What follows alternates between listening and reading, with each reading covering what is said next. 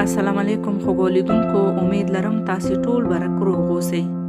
نن مې تاسې ته یو په زړه پورې مطلب راوړی. تمه ده ویډیو را سره تر پایه وګورئ. وایي چې زړه مو د بدن تر ټولو مهم غړی دی.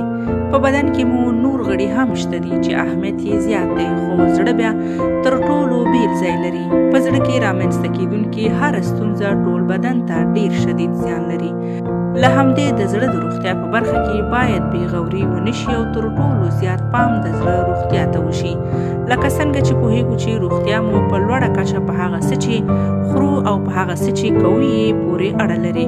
له همدې کبله خپلو خوړو ته پام کول او سم او روغ خواړه غوره کول د انسان څخه نیمې ناروغۍ لرې کوي.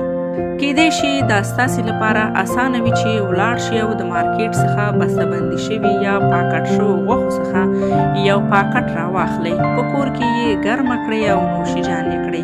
خو پام چې دا کار مو د زړه د روغتیا لپاره په لنډ وخت کې لویه ستونزه جوړوي. په دې ډول خوړو کې سودیم نایتریت شتون لري چې د خرابۍ مخه یې ونیسي. خو په خپله بیا نیترات د زړه د روغتیا لپاره ډیر لوی ګواښ جوړوي.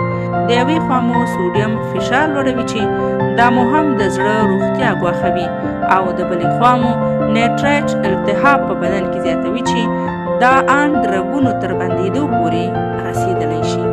نو درنو لیدونکو، تل کوښښ وکړئ چې صحي خواړه غوره کړئ.